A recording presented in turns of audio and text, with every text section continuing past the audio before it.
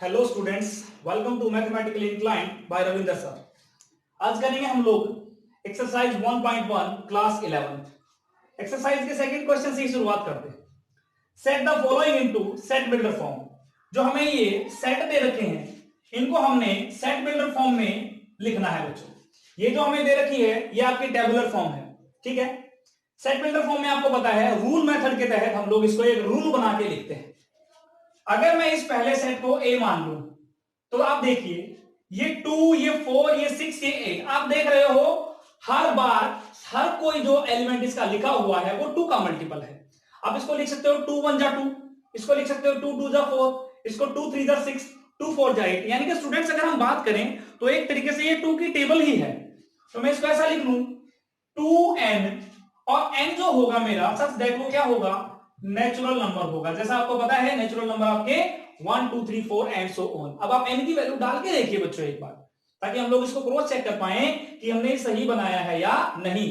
n की जगह 1 डालेंगे 2 1 जा 2, n की जगह 2 डालेंगे 2 2 जा 4, n की जगह 3 डालेंगे 2 3 जा 6 एंड सो ऑन। इसी मैनर में ये बढ़ता जाएगा, ठीक है बच्चों। नेक्स्ट पार्ट पर अगर हम चलें तो इसको मान लीजिए आप सेट बी। इसमें आप ये देख पा रहे हो बच्चों कि जो बी है मैं उसको एक बार दोबारा लिखने की कोशिश करता हूं। ये 4 है, मैं इसको ऐसा लिख सकता हूं 2 का स्क्वायर। 8 है, मैं इसको ऐसा लिख सकता हूं 2 का क्यूब। 16 को मैं 2 रेज़ टू पावर 4, इसको 2 रेज़ टू पावर 5 और इसको 2 रेज़ टू पावर 6। यस और नो, इसको मैं ऐसा लिख सकता हूं, ठीक है। तो अब आप देख पा रहे हो बच्चों कि जो डिनोमिनेटर है वो सारा का सारा 2 की पावर के फॉर्मेट में है। जो डिनोमिनेटर है आपका वो सारा का सारा 2 की पावर के फॉर्मेट में है। तो मैं इसको ऐसा लिख दूं बच्चों 1/2 रेज़ टू पावर n। अब कंडीशन क्या है, उस क्वेश्चन में तो मेरा सारा का सारा n जो था वो नेचुरल नंबर से बिलोंग करता था, लेकिन इस पार्ट के अंदर बच्चों देखो n है हमारा 2 3 4 5 एंड 6। तो हम इसको ऐसा लिखेंगे बच्चों 1/2 raise to power n such that जो n है वो हमारा लाई करेगा 2 to 6 के बीच में, और n जो होगा वो होगा एक नेचुरल नंबर। जैसा कि आप देख पा रहे हो मैंने इसको लिखा 1/2 की पावर n और n देखा 2 3 4 5 6। तो n हमने लिखा ग्रेटर देन इक्वल टू, ये किसका साइन है बच्चों, ग्रेटर देन इक्वल टू का, greater than equal to 2 less than equal to 6। Third part पर आते हैं। थर्ड पार्ट ये कहता है बेटा कि 1/2 2/3 3/4 एंड सो ऑन। यानी कि इसमें हमने ये देखा, पहली बात तो ये सारे के सारे नेचुरल नंबर्स हैं, न्यूमरेटर और डिनोमिनेटर आपके 1 2 3 4 5 6 सारे के सारे नेचुरल नंबर हैं। तो एक चीज और देखी हमने कि जो डिनोमिनेटर है वो न्यूमरेटर से एक बड़ा है। 1/2 देखिए 2 इससे बड़ा है, 2/3 तो 3 जो है ऊपर वाले से एक बड़ा है। तो हम इसको ऐसा लिखते हैं बच्चों कि n/n+1, यानी कि ऊपर वाला अगर n है तो नीचे वाला n+1 है बच्चों। लेकिन कंडीशन क्या है कि जो n है हमारा वो सारा का सारा किससे बिलोंग करता है बच्चों, नेचुरल नंबर से। अब आप वैल्यू रख के देखिए, आप n की वैल्यू यहां पर रखते हैं 1 तो ये हुआ 1/2, बिल्कुल सही बात है। जब आप रखते हैं 2 तो ये हुआ 2/3 एंड सो ऑन। इसी मैनर में आगे बढ़ते जाएंगे। ये था बच्चों हमारा क्वेश्चन नंबर सेकंड। अभी आते हैं क्वेश्चन नंबर थर्ड पे। Rewrite the following bye listing all elements. जो ये हमें सेट स्टेटमेंट के तौर पे दे रखा है, एक सेंटेंस बना के दे रखा है, हमने इसके एलिमेंट्स को लिस्ट आउट करना है। क्वेश्चन है थर्ड का पहला ही part, all elements which are common factor of 30 and 45। 30 और 45 के common factor.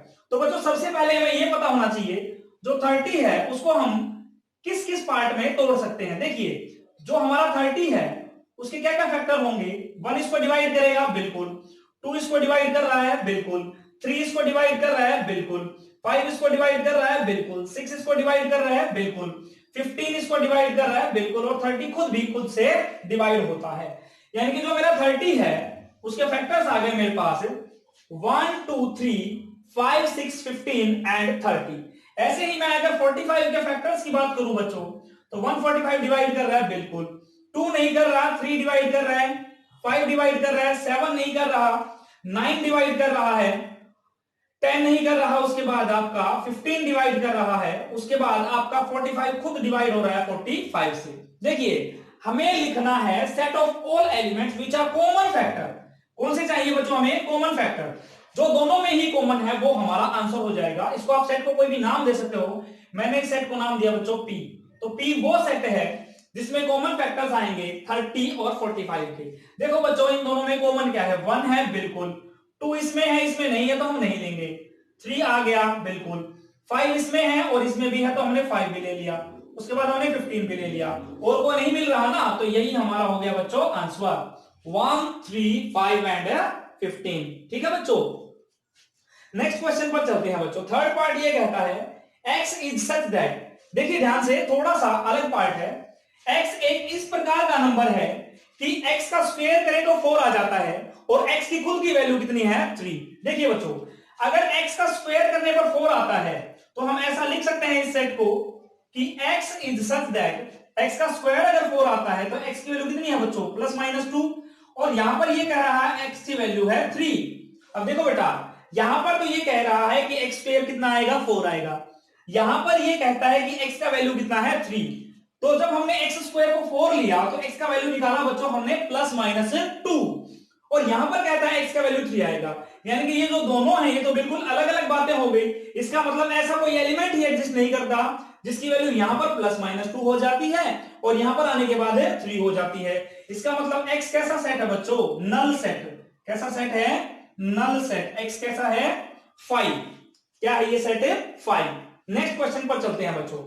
x is such that 4x - 15 less than 29 and x belongs to natural number. ये जो आपको इनइक्वालिटी दे रखी है इसको एक बार सोल्व कर लेते हैं बच्चों। 4x - 15 लेस देन 29, जो ये 15 इधर माइनस का है तो बच्चों इधर आकर के प्लस का हो जाएगा। 4x इज लेस देन 29, ये 15 इधर आकर के हुआ बच्चों प्लस का, तो ये बना 4x लेस देन, देखो कितना बना 15 करो इसको बच्चों, ये हुआ आपका 15, दोनों को ऐड कीजिए 9 + 5 हो गया आपका 15, ये हुआ टोटल बच्चों 44। यस और नो। अब आप इसको x का अगर वैल्यू निकालते हैं तो 4 यहां पे मल्टीप्लाई में इधर आएगा तो डिवाइड में 44/4, तो ये आया बच्चों 11। यहां से देखो हमें मिला x is less then 11, x का वैल्यू जो है 11 से छोटा होना चाहिए, और इसने ये भी बोला है बच्चों कि x क्या है नेचुरल नंबर। तो आप देख सकते हो इस सेट के अंदर जो एलिमेंट आएंगे वो नेचुरल नंबर होंगे बच्चों जो 11 से छोटे हैं। 11 से छोटे नेचुरल नंबर कौन कौन से बेटा हमारे पास है, 1 2 3 4 5 6 7 8 9 एंड 10। 11 हम नहीं लेंगे बच्चों क्योंकि इसने बोला है लेस देन 11, 11 से छोटे होने चाहिए। तो आप समझ पा रहे हो कि 1 से लेकर के 10 तक के जो एलिमेंट्स हैं नेचुरल नंबर वो आ गए हमारे इस सेट में। तो ये था बच्चों हमारा क्वेश्चन। चलते हैं नेक्स्ट क्वेश्चन की ओर।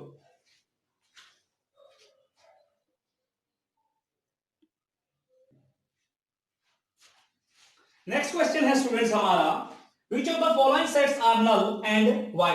देखिए बेटा पहला पार्ट उठाया हमने, नल सेट का मतलब आपको पता है एक ऐसा सेट जिसमें कोई भी एलिमेंट एग्जिस्ट नहीं करता। अब आप देखिए जो ए है वो ऐसा सेट है जिसके अंदर 0 एलिमेंट है, तो ये नल नहीं रहा क्योंकि 0 यहां पर एक एलिमेंट है। 0 अगर इसके अंदर एक सिंगल एलिमेंट है तो बच्चों ये कैसा सेट है, सिंगलटन सेट है। कैसा सेट है बच्चों, सिंगलटन सेट है, तो ये नल सेट नहीं रहा। सेकंड पार्ट पे आइए, बी एक सेट है x is such that x + 3 = 3। अगर इसको बच्चों हम सिंप्लीफाई करें, x is such that x + 3 है तो 3 से 3 कैंसिल हो जाएगा, तो x का वैल्यू देखो ये इधर 3 है, ये वाला 3 इधर आकर के माइनस हुआ तो x का वैल्यू आ गया बच्चों 0। यानी कि ये जो सेट b है इसको भी हम कुछ इस प्रकार से लिख सकते हैं। जब इसको इस प्रकार से लिख पाएंगे तो आप देख पा रहे हो जो सेट बी है उसके अंदर भी एक सिंगल एलिमेंट 0 एग्जिस्ट करता है। इसका मतलब ये भी कैसा सेट है, सिंगलटन सेट। तो जो दूसरा पार्ट है आपका वो भी बच्चों नल सेट नहीं रहा। आते हैं तीसरे पर, x is such that x² - 1 = 0। देखो बेटा अगर मैं x² - 1 = 0 को सोल्व करता हूं तो x² = 1 आया और सोल्व करने पर x का वैल्यू आया बेटा +-1। यानी कि जो C सेट है उसके अंदर एलिमेंट आते हैं बेटा -1, इसका मतलब ये भी क्या नहीं रहा, नल सेट नहीं रहा। नेक्स्ट पर चलते हैं, इसने यहां पर दिया कि y³ कितना है बच्चों 27। अगर y³ की वैल्यू 27 है तो y की वैल्यू आ जाती है बच्चों 3। ये जो क्यूब है इधर आकर के बच्चों क्यूब रूट बन जाएगा। y cube is equal to 27, then y is equal to 3। यहां पर तो कहता है बेटा y का वैल्यू 3 होना चाहिए और यहां पर आने पर कहता है y का वैल्यू 2 होना चाहिए। तो ये तो दोनों बिल्कुल अलग अलग बातें हो गई। इसका मतलब ये सेट ऐसा है कि इसमें कोई भी एलिमेंट नहीं आया, इसमें कोई भी एलिमेंट नहीं आया। इसका मतलब ई कैसा सेट है बच्चों? Null set. तो फिफ्थ जो पार्ट है आपका वो क्या हो गया? इसका नल सेट। सिक्स्थ पार्ट पर आते हैं बेटा। X square is equal to 4 कहता है तो एक्स का वैल्यू प्लस माइनस 2 निकाल लिया बेटा आपने, जैसा कि आप पहले सोल्व करते आए हो। एक्स स्क्वायर को अगर 4 कहता है तो एक्स का वैल्यू प्लस माइनस 2 निकाल लिया आपने। यहां पर तो कहता है बेटा कि एक्स का वैल्यू प्लस माइनस 2 है और यहां पर कहता है कि एक्स का वैल्यू 3 है। दोनों ही बिल्कुल अलग अलग बातें हो गई। यहां पर तो कहता है एक्स का वैल्यू प्लस माइनस 2 आएगा और यहां पर कहता है 3 आएगा। ना तो प्लस माइनस 2 3 के इक्वल होता है, ना ही 3 प्लस माइनस 2 के इक्वल होता है। इसका मतलब ये भी कैसा सेट हो गया बेटा? नल सेट, क्योंकि इसके अंदर भी कोई एलिमेंट नहीं है। चलिए चलते हैं नेक्स्ट क्वेश्चन के लिए।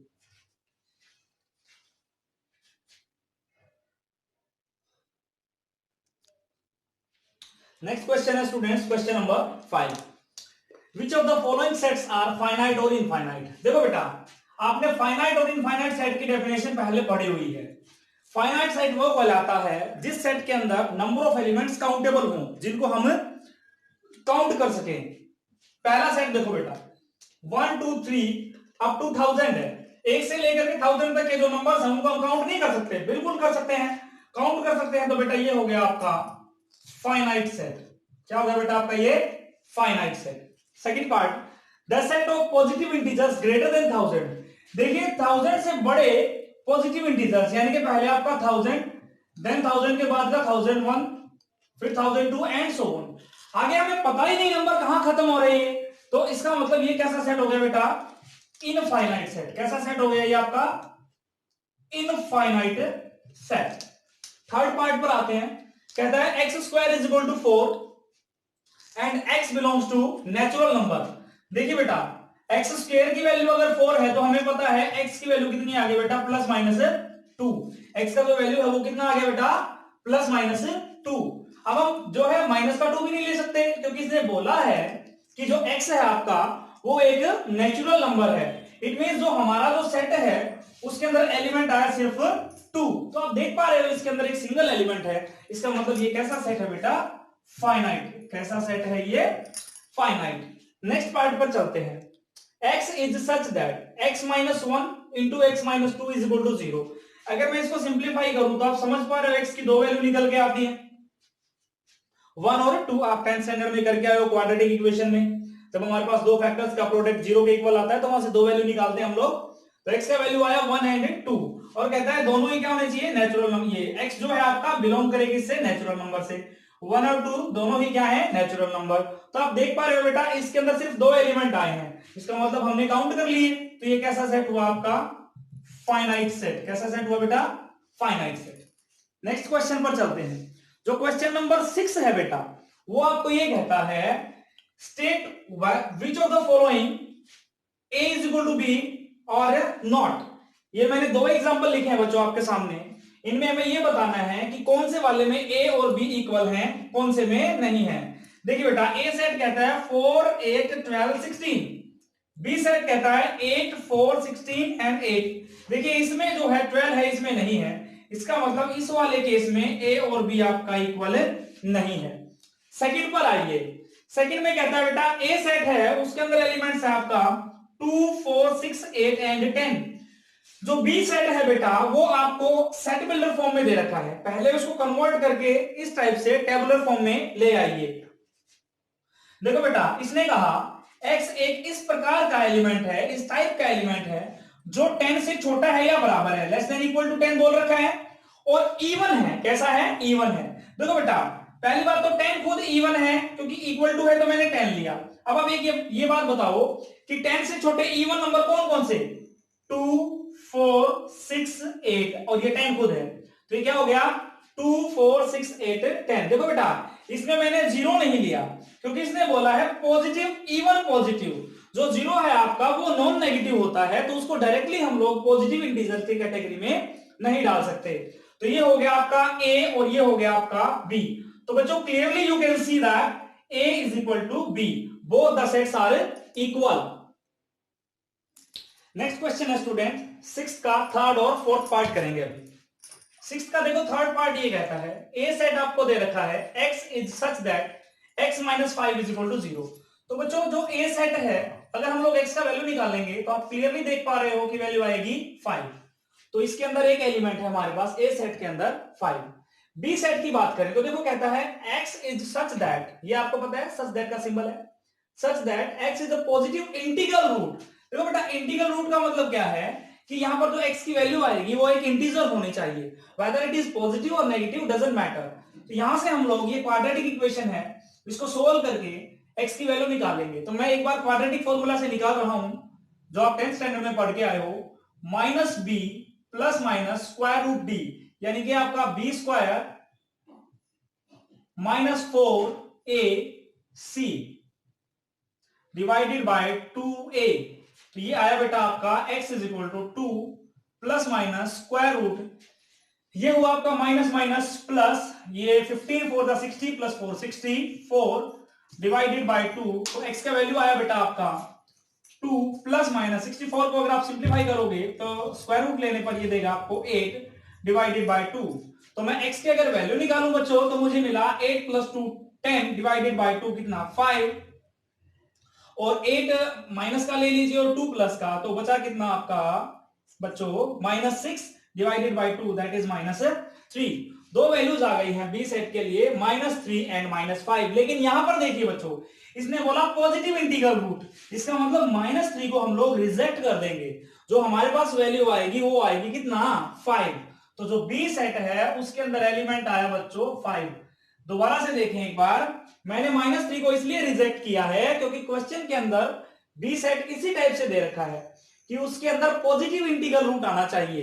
तो माइनस 3 तो आप देख पा रहे हो बेटा क्लियरली क्या हो गया, नेगेटिव हो गया, इसलिए माइनस 3 को क्या कर दिया reject. Now easily you can see students कि क्वेश्चन जो सेट आपका ए है और सेट बी है both are equal, so set a is equal to set b. Next part देखो बेटा, ये जो आपका दे रखा है इसको बोलते हैं मॉड्यूलस। क्या बोलते हैं बच्चों, मॉड्यूलस। जैसे ही आप चैप्टर नंबर 2 में जाओगे इसके बारे में डिटेल में पढ़ेंगे हम लोग। अभी के लिए एक बात कि जो मॉड्यूलस फंक्शन है वो ऑलवेज कैसी वैल्यू देता है बेटा, ऑलवेज पॉजिटिव वैल्यू देता है। ऑलवेज कैसी वैल्यू देता है, पॉजिटिव वैल्यू देता है। कहने का क्या मतलब है, क्वेश्चन ये है कि x is such that mod x is less than 2, x belongs to integer, यानी कि आप x की कोई भी इंटीजर वैल्यू डालो तो उसका जो मॉड्यूलस है वो 2 से छोटा ही आएगा। अब आपको ये पता है कि मॉड्यूलस के अंदर से जो वैल्यू निकल के आएगी वो ऑलवेज क्या होगी, पॉजिटिव। तो आप इसके अंदर नेगेटिव नंबर भी डालोगे तो रिजल्ट क्या निकल के आएगा, पॉजिटिव। सपोज मैं यहां पर अगर वैल्यू डालता हूं 0, तो आप देख पा रहे हो 0 का मॉड्यूलस हो गया 0, तो 0 2 से छोटा होता है। जैसे ही मैंने डाला 1 का मॉड्यूलस 1 और 1 भी 2 से छोटा होता है। लेकिन जैसे ही बच्चों डाला मैंने -1, अभी भी मैंने आपको बताया result always positive. Modulus quantity से जो आउटपुट निकलता है, whether your input is positive or negative doesn't mean, but output is always positive. So -1 का जब आप मॉड्यूलस लेंगे तो भी क्या आएगा, +1, यानी कि -1 can be plugged in here. -1 को हम बच्चों यहां पर अंदर डाल सकते हैं। तो हमारे पास जो ए सेट है उसके अंदर एलिमेंट बनते हैं बच्चों 0 1 एंड योर -1। बी सेट जो है बच्चों वो आपको गिवन है क्वेश्चन के अंदर -1 और 1। Now clearly you can see A set is not equal to B set, so A is not equal to B. This was your question. ठीक है, चलते हैं नेक्स्ट क्वेश्चन के लिए। नेक्स्ट क्वेश्चन है students question number 7, last question है आपकी exercise का। इसके साथ आपकी एक्सरसाइज कंप्लीट हो जाएगी बच्चों। Which of the following sets are equal? देखिए बेटा यहां पर आप देख पा रहे हो A B C, C A B, और A देखो यहां पर रिपीट हो गया बेटा, यहां पर आपका B रिपीट हो गया बेटा, और यहां पर आपका C बार बार रिपीट हो रहा है।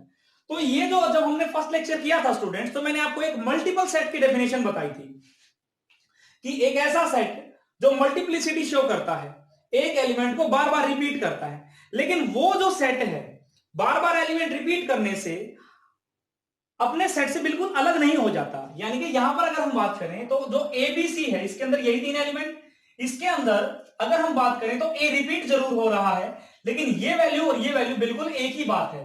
आपको पता है कि जब हमने कार्डिनलिटी की बात की थी तो जब जो मल्टीपल सेट था उसकी कार्डिनलिटी बिल्कुल इफेक्ट नहीं डालती थी, उसके जो नंबर रिपीट होते थे, एलिमेंट जो उसके रिपीट होते थे, वो उसकी कार्डिनलिटी को इफेक्ट नहीं करते थे बच्चों।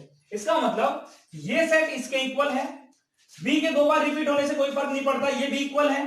यहां पर सी के 3 बार रिपीट होने से कोई फर्क नहीं पड़ता, यानी कि इसका वैल्यू भी एबीसी है और इसका वैल्यू भी बच्चों एबीसी है और इसका वैल्यू भी बच्चों एबीसी है। इसका मतलब all sets are equal, all sets are equal. Second part पर चलते हैं स्टूडेंट्स। सेकंड पार्ट ये कहता है कि जो फर्स्ट है वो दे रखा है आपको 1 2 3, सेकंड है वो दे रखा, इसको नाम दे दीजिए आप। इसको नाम दिया आपने सेट नंबर ए, इसको नाम दिया सेट नंबर बी, इसको नाम दिया सेट नंबर सी और इसको नाम दिया बेटा आपने सेट नंबर डी। देखिए बेटा, अगर मैं यहां पर बात करूं तो मेरा जो ए सेट है वो दे दिया आपको 1 2 3, जो बी सेट है वो एक क्वाड्रेटिक इक्वेशन है, उसको मैं अगर सोल्व करूं इधर x square minus 2x plus 1 is equal to 0, आप देख पा रहे हो ये x माइनस 1 का होल स्क्वायर है, x square plus 1 minus 2x, x minus 1 का बेटा ये होल स्क्वायर है। अगर हम यहां से वैल्यू निकालेंगे x की तो x की वैल्यू आती है बेटा आपका 1, x की 2 वैल्यू आती है। तो आपको पता है जब हम इसको सेट के फॉर्मेट में लिखेंगे तो जो बी सेट है वो हो गया हमारा 1। आपको पता है एलिमेंट को हम बार बार रिपीट करके लिखें या ना लिखें कोई फर्क नहीं पड़ता। सी सेट पर अगर आए तो सी सेट आपको दे रखा है बेटा 3 2 1। आपको पता है सेट में अगर एलिमेंट जो है आगे पीछे लिखे हो तो कोई फर्क नहीं पड़ता, सो आप 3 2 1 को 1 2 3 भी लिख सकते हैं, it doesn't mean. Part number D पर अगर हम बात करें तो देखिए ये एक क्यूबिक इक्वेशन है आपकी, x cube minus 6x square plus 11x minus 6 is equal to 0। Cubic equation को सोल्व करने के लिए आपको पता है हम लोग hit and trial method apply करते हैं, उसमें भी बहुत ही इजी वे है स्टूडेंट्स। सबसे पहले आप वैल्यू डाल के देखिए 1 फिर -1 फिर 2 फिर -2, या फिर आप यूं कह लीजिए कि लास्ट में जो कांस्टेंट पार्ट होता है कोई ना कोई उसका इंटीग्रल मल्टीपल, उसका कोई ना कोई इंटीग्रल मल्टीपल पक्का इसका एक सॉल्यूशन होता है, अगर इसका कोई इंटीजर सॉल्यूशन है तो। करंटली हम बात करें तो x की वैल्यू आपने 1 डाल के देखी, 1 का क्यूब 1 माइनस 6 प्लस 11 माइनस 6, देखिए 0 के इक्वल आ गया। इसका मतलब जो आपका ये क्यूबिक इक्वेशन आया है, जो आपका ये क्यूबिक इक्वेशन आया है, x आपने 1 डाला, इसका मतलब x इज इक्वल टू 1, इसका एक 0 हो गया, तो x माइनस 1 क्या होगा स्टूडेंट्स, इसका एक फैक्टर। तो हम x माइनस 1 से इसको डिवाइड करके अगर देखें, देखिए हमें क्या मिलेगा, x माइनस 1 से स्टूडेंट्स आप इसको डिवाइड कीजिए। क्यों डिवाइड कर रहे हैं, क्योंकि हमें सिर्फ इसका एक ही रूट मिल पाया है 1, बाकी के 2 रूट जो डिवाइड करने पर क्वाड्रेटिक आएगा क्वोशिएंट के तौर पे उससे हमें मिल जाएंगे। चलिए डिवाइड करते हैं। पहले आपने डाला एक्स स्क्वायर तो ये हो गया x cube minus x square, this is minus this is plus, ये कैंसिल्ड, ये आपका minus 5x square plus 11x minus 6, आपने डाला माइनस 5x, आपको मिला minus 5x square plus 5x and ये माइनस प्लस ये माइनस ये कैंसिल, ये बचा आपका 6x माइनस 6, आपने जैसे ही डाला प्लस का 6 यू गेट 0। तो देखिए हमें जो क्वाड्रेटिक मिला बच्चों वो मिला x square minus 5x plus 6 is equal to 0। 0 के इक्वल इसलिए लिखा है क्योंकि मैं अब इसके बाकी के 2 रूट्स निकालना चाहता हूं। आप जब इसको सोल्व करोगे स्टूडेंट्स तो आएगा x minus 2 x minus 3 is equal to 0। तो x की 2 वैल्यू आई बेटा 2, 3, यानी कि जो हमने डी सेट सोल्व किया, 1 जो वैल्यू है यहां से मिली, 2 वैल्यूज यहां से मिली, तो जो डी सेट है बेटा वो हो गया हमारा 1 2 3। ये आपको उम्मीद है क्लियर हो गया होगा, 10th क्लास की डिविजिबिलिटी थी बेटा, पॉलिनोमियल्स की डिविजिबिलिटी, ठीक है। तो अब आप चेक कर सकते हो कि ए बी सी और डी में कौन कौन से सेट्स इक्वल हैं, कौन से इक्वल नहीं है। तो ए इक्वल है सी इक्वल है डी, ए सी डी सेट से इक्वल हैं, बाकी बी आपका अलग है। तो बेटा ये थी आपकी एक्सरसाइज 1.1 जो हमने आज कंप्लीट कर ली है। नेक्स्ट लेक्चर होगा हमारा आगे के बेसिक्स का। तब तक के लिए थैंक यू।